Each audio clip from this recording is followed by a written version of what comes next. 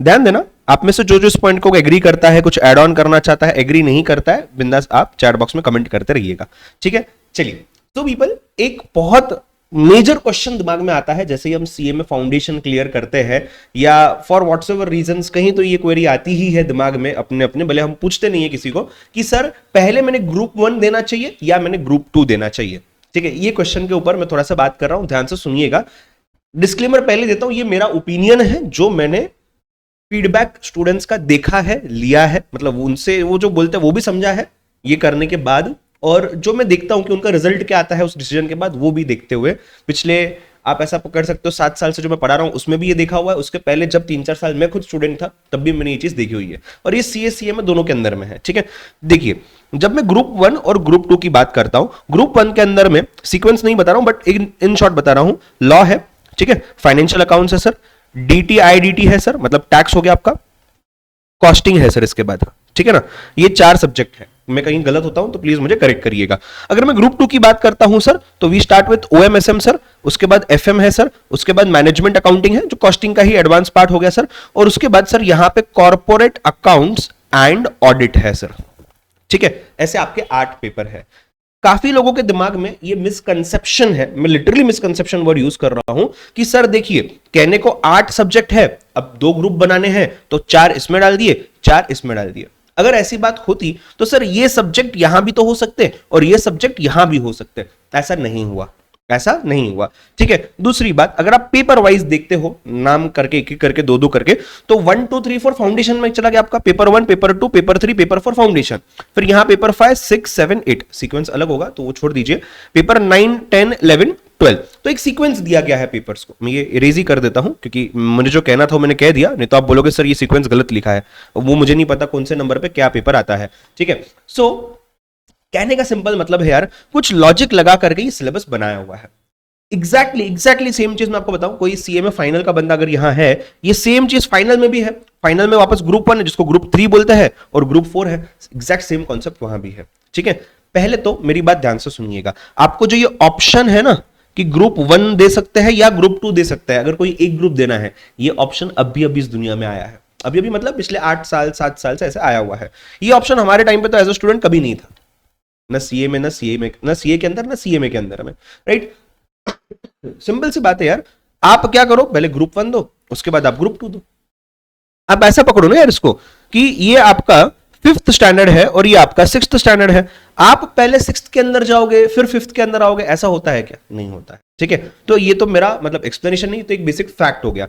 अब एक्सप्लेनेशन की बात थोड़ी सी सुनिए, मैं सब्जेक्ट्स लिंक करता हूं, ठीक है।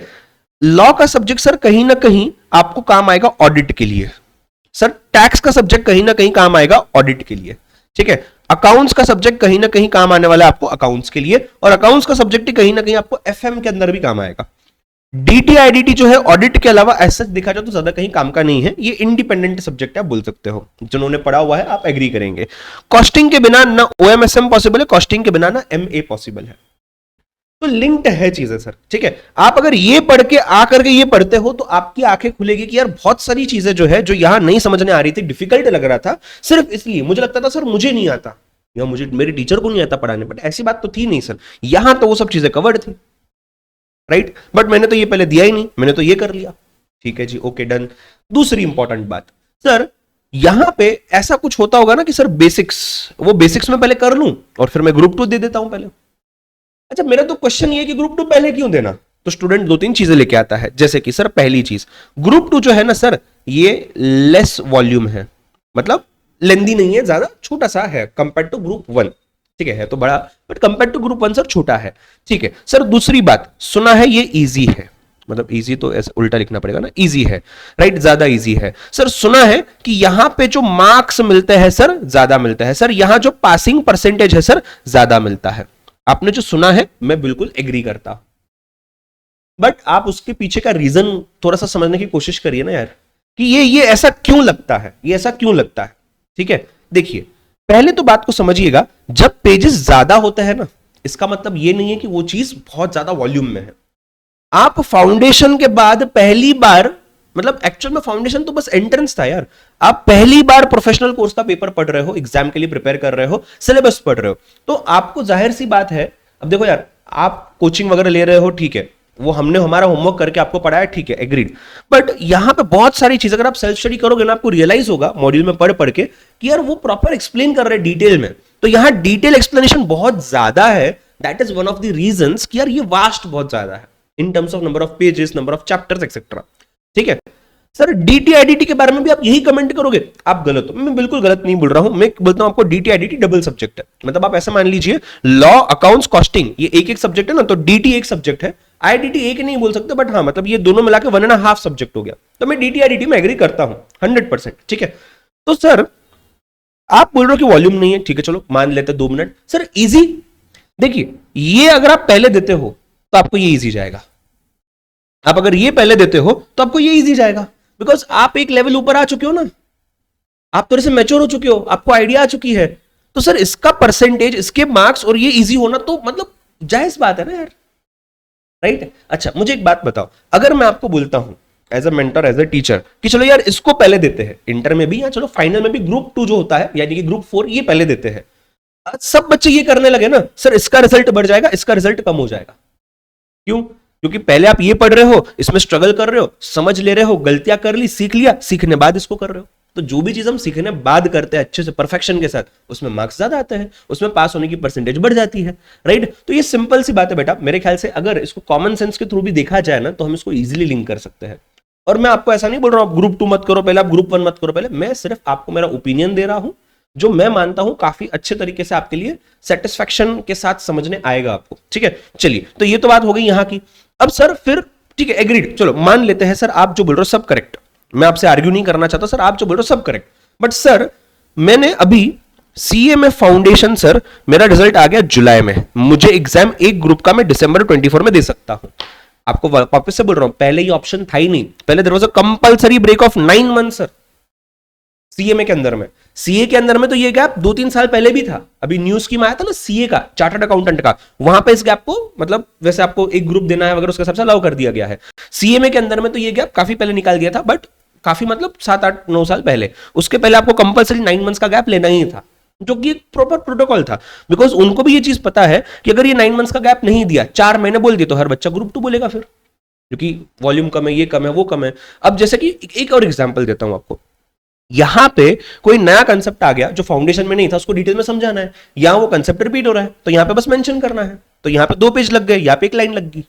बात समझ रहे हो, राइट? तो that is the impact, that is the effect, right? अब चलो coming back to my point, तो सर दिसंबर मतलब देखिए सर मेरे पास अगस्त है, सितंबर है, अक्टूबर है, नवंबर है, 4 महीने हैं sir. It is next to impossible 4 महीने में मैं ग्रुप 1 कंप्लीट करूं। तो आपको कौन बोल रहा है दिसंबर में एग्जाम दो? मत दो। तो सर अटेम्प्ट वेस्ट कर दो। अरे भाई वो अटेम्प्ट टेक्निकली था ही नहीं, क्योंकि आप 2 ग्रुप तो दिसंबर में दे नहीं सकते।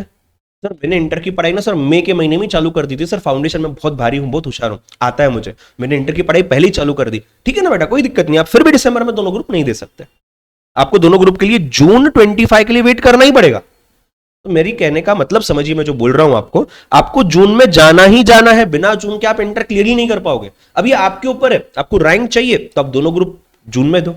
वैसे रैंक के लिए वर्थ है या नहीं इंटर में, या कैसे लाना है इसकी स्ट्रेटेजी वीडियो है अलग से, आपने शायद देखी भी होगी।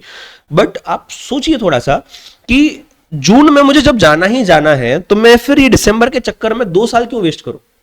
स्टूडेंट क्या करता है पता है क्या आपको? 99% स्टूडेंट्स दिसंबर में ग्रुप 2 दे दिया, फेल हो गया।